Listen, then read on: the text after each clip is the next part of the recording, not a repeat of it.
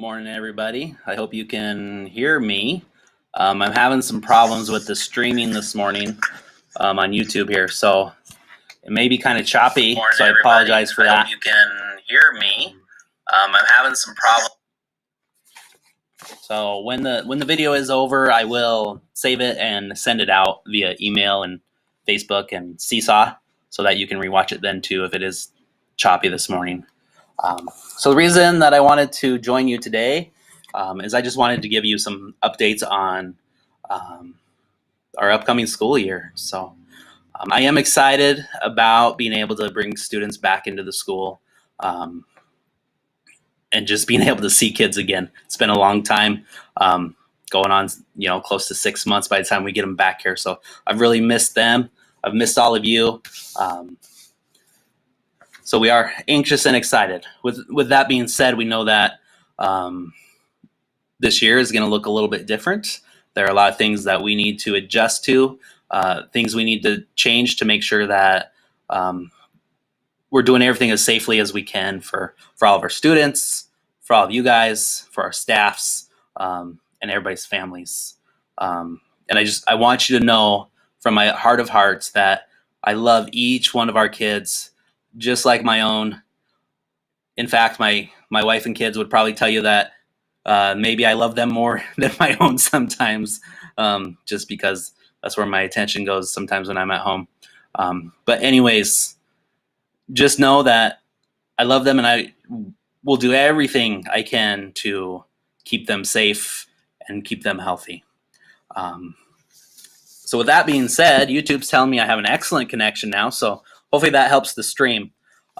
So earlier this week, the district released a reopening guide that kind of provides some general guidance on how things need to look this school year. So what I've done is I've gone through that guide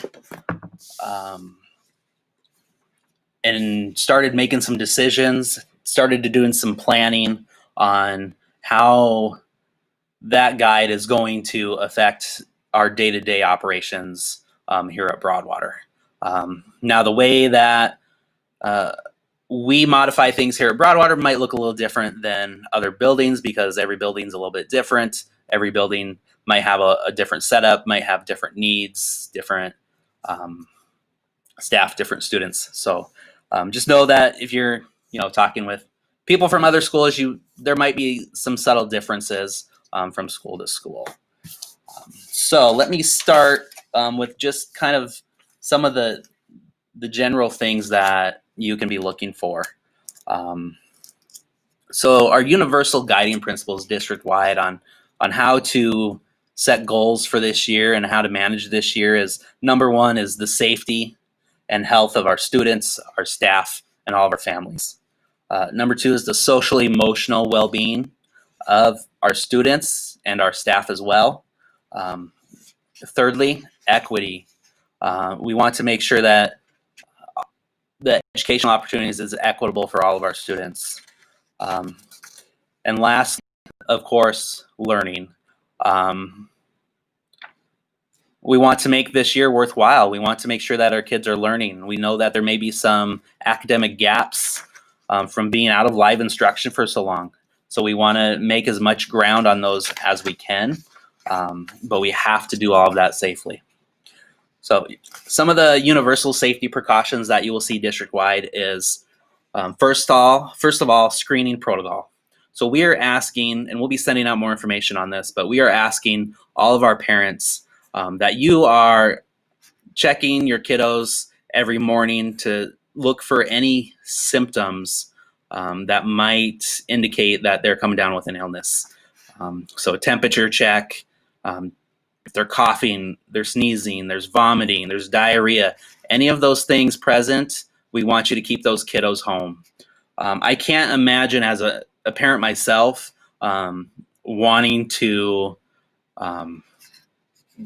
cause any kind of harm or illness to any of my kiddos' friends or any part of my community or anybody else. So as parents, we're all just going to have to take a little extra time and pay attention to those things. Masking, we will be requiring some kind of face covering anytime we're in the building. So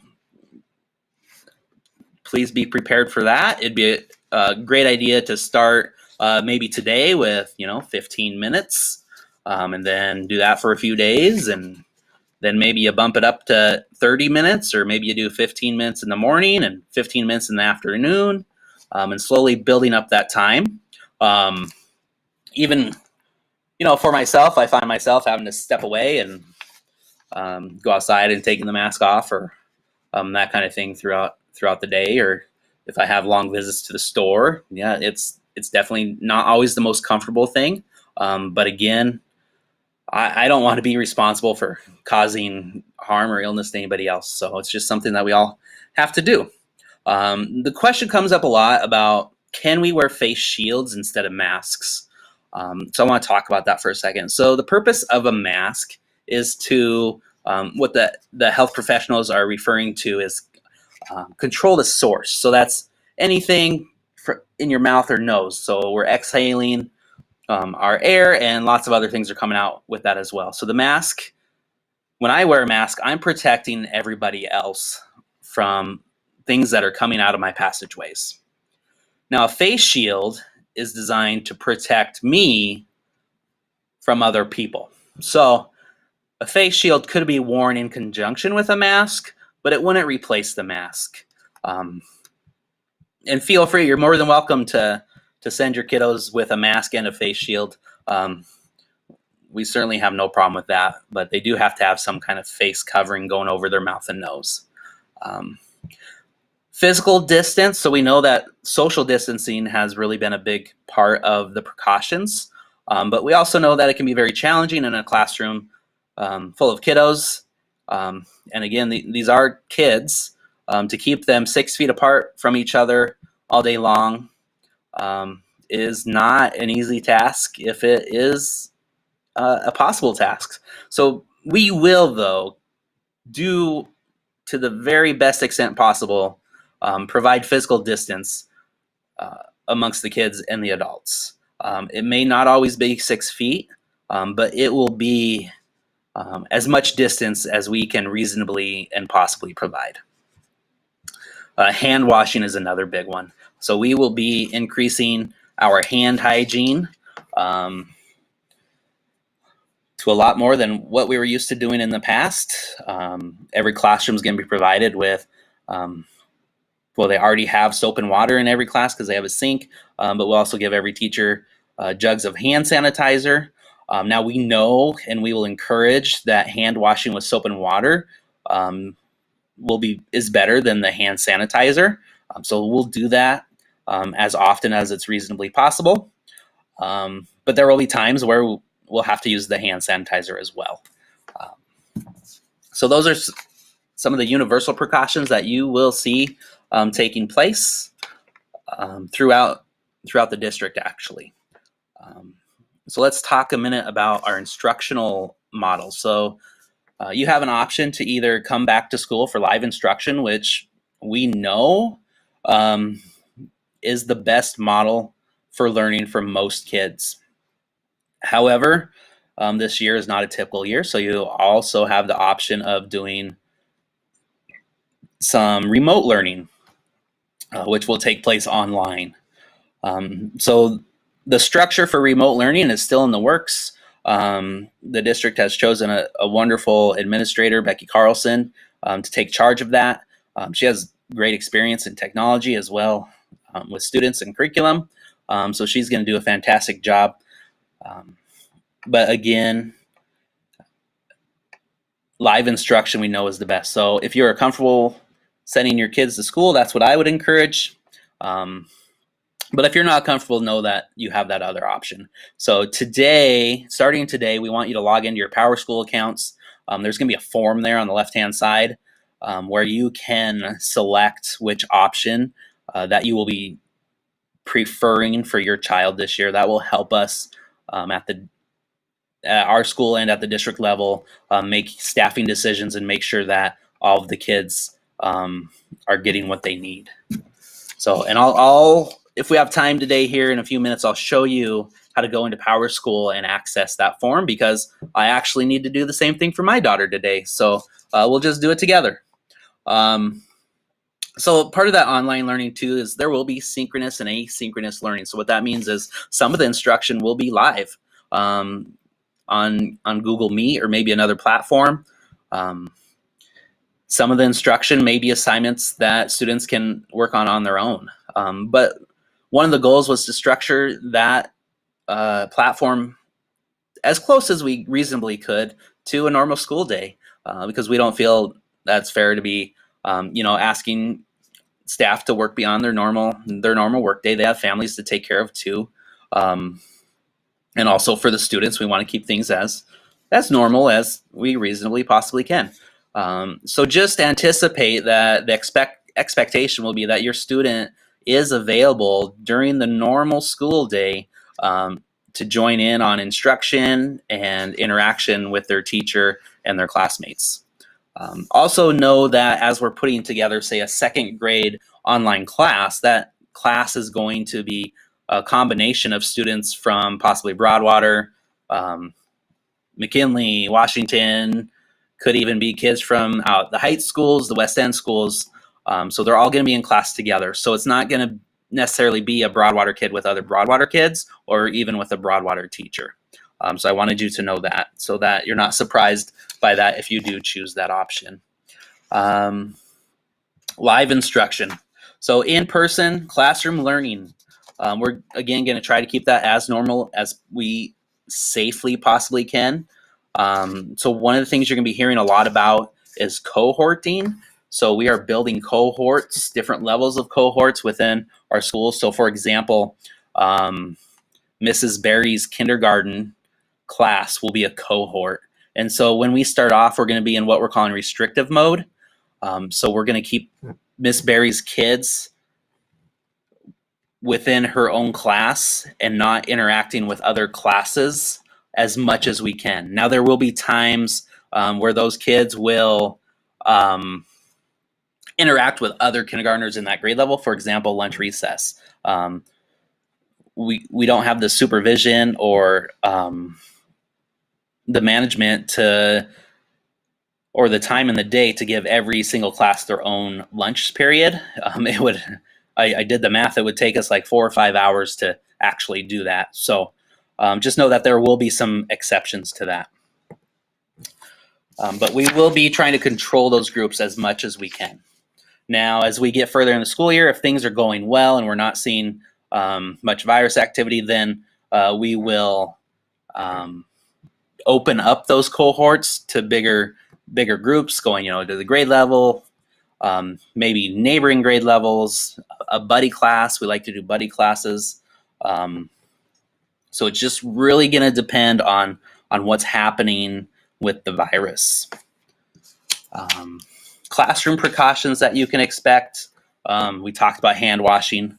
So we're going to be doing a lot of that, especially when kids are coming into a classroom. We want them to wash their hands right away. So we'll have procedures set in place for that. We're asking teachers to remove, anything that is made of soft materials. Those are harder to sanitize and disinfect. Classrooms will be disinfected with, I think it's called the EverClean machine, at least twice a day. Once during the middle of the school day sometime, and then also again after school, so it's ready for the next day. We're going to do the best we can to have all desks facing the same direction, so kiddos aren't breathing towards each other. We're also looking into trying to get as many other glass barriers in place as we can. Drinking fountains is a big one. We're not going to be allowing use of our drinking fountains. However, we do have several water bottle fill stations. Every classroom also has a sink with a faucet. So we really need kids to bring in water bottles. And if you can, the best option would be have multiple water bottles. So I can bring a water bottle on Monday and then bring it home Monday and bring a clean one on Tuesday. And then same thing on Wednesday. So I'm using a clean water bottle every day. Same thing with the masks, especially if you're bringing, a cloth mask. maybe if you had multiple of them. I was able to get 5 made for my daughter, so that way she has one for every day of the week, and we don't have to worry about washing them every single night. Trying to keep those as clean as we can, anytime we can. In the past, we have used what we refer to as community supplies. So everybody's tasked with buying the items on their school supply list, and then they bring them to school, and then we kind of all put them in one cumulative spot. What we're trying to do there is introduce the concept of being part of a community and making a contribution to a community, but also it ensures that all of our kids have what they need all the time. But we won't be able to do that this year, so we are asking that you label all of your supplies when you send them to school. All right. Let's see here. So for a normal school day, in the past, we've always allowed all the kids just to come in the main entrance. We're going to be assigning different doors for different grade levels, so that information will come out when we get closer to school. That just helps provide more distance. Lunch, we will start out having lunch in our classrooms, again, to keep those kids in their cohorts as much as we can. Specialists, art, music, health, we're asking those specialists to come to the kiddos' classrooms for that instruction. Again, keeping those kids, trying to control some of the variables there, not moving them around the building if we don't have to.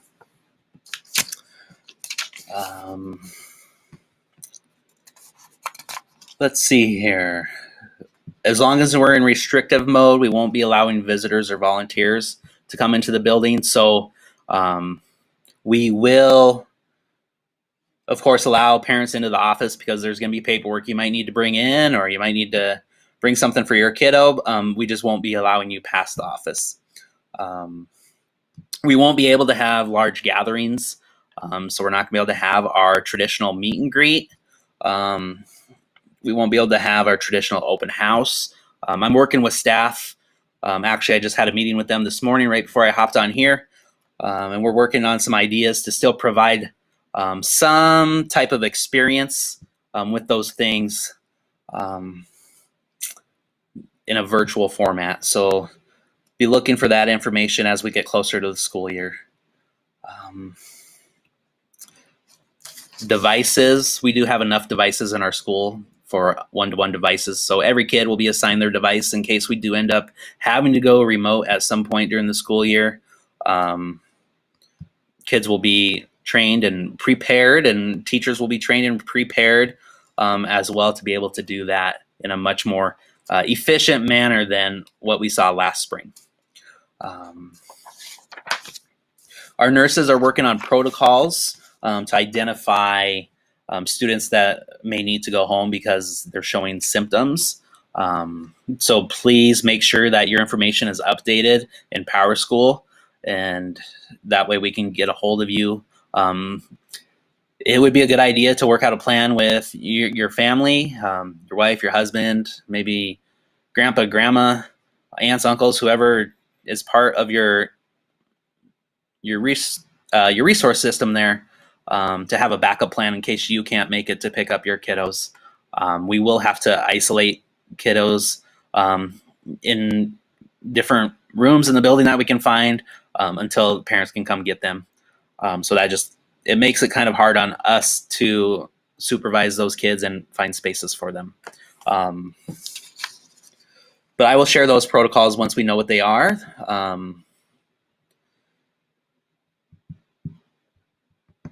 And then another big thing is, in the past, I've been pretty lenient about allowing parents to park in the parking lane when they're picking up their kiddos. Because of having to spread out some of our bus riders and some safety concerns, I'm asking that parents no longer park in that bus lane, and that we reserve that bus lane for buses and daycares that are picking up multiple students. So when I say daycares, I'm talking about specific after-school programs, the Y, Boys and Girls Club, and then if there are daycares out there that have multiple kids, I'm asking them to contact me to authorize them to have that parking available. We encourage parents to park throughout the neighborhood, walk over. We encourage parents to park over in the church parking lot. The church has been generous enough to allow that, as long as we're not parking right next to their building, and we're respecting their space over there. So especially, start of the year, weather should be beautiful. Walk on over and get your kiddo that way. All right, so I see there's some questions that have come up. Now, know that we are just in the initial phases of planning, and so the information I've shared with you today, there's a good chance that could change as things change, as information changes, as protocols change, as the virus changes. Some of our protocols will have to change too. So I'll keep you updated on what those are. So I see there's some questions that have been typed in, so let me answer those. So if kids attend school in person, do you have the option to change your mind down the road if you don't feel they're safe? Can I change my mind again later? So the district is asking for a 1-year commitment on your choice, and let me explain that a little bit. So according to the survey, district-wide, we're looking at about 30% that's interested in online learning. At Broadwater, it was a little bit higher than that, closer to the 40% mark. So if we had 40% of our students go online,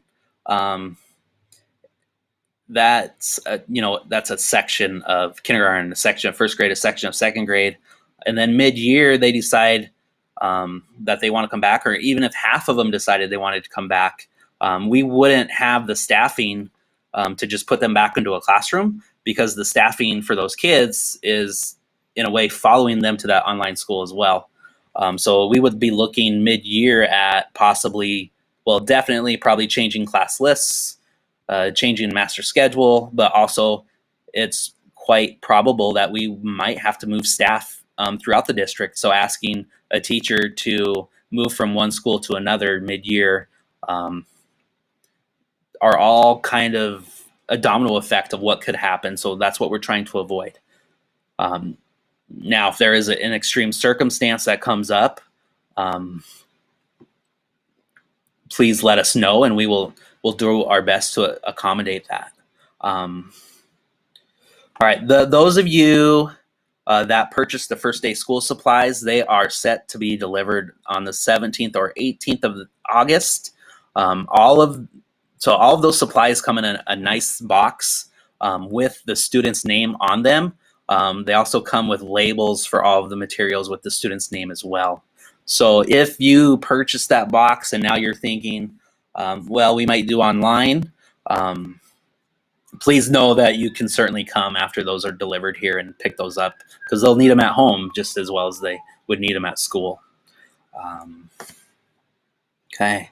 If you have any questions, please type them in the box there or email them to me. It is my plan to hop on here 10 o'clock every Friday and have just kind of a Q&A and give you more information and help us get prepared for the school year. So either type them in the box or you can email them to me. And if I don't answer them while we're live, I will certainly get them answered for the following week. If it's a question that's more urgent that needs to be answered more quickly, always give me an email or a call. Our main office, our secretary Karen, she'll be back starting next Wednesday. So our main office line will be open then.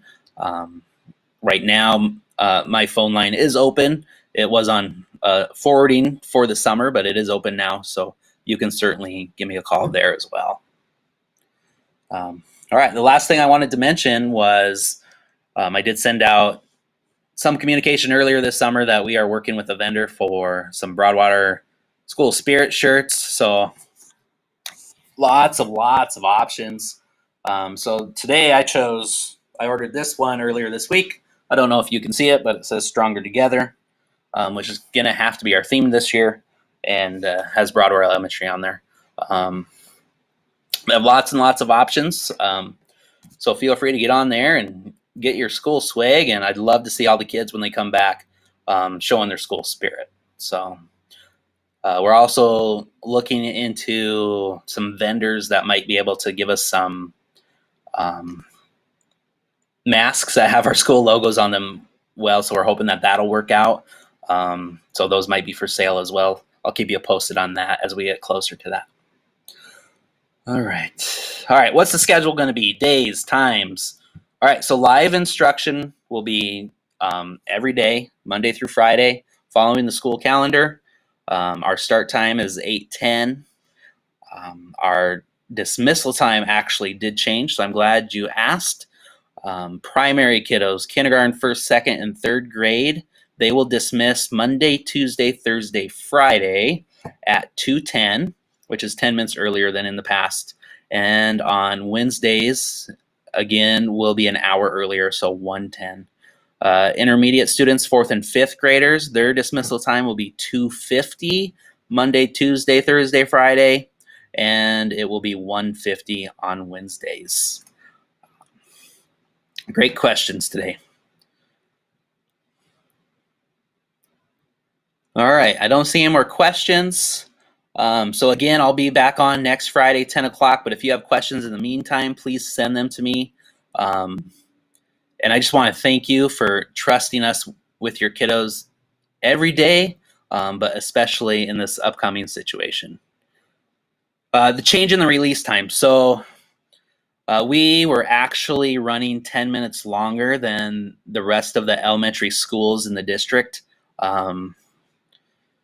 which causes some inequity amongst not just students, but staff requirements as well. So we had to get in line with what everybody else is doing. Great question.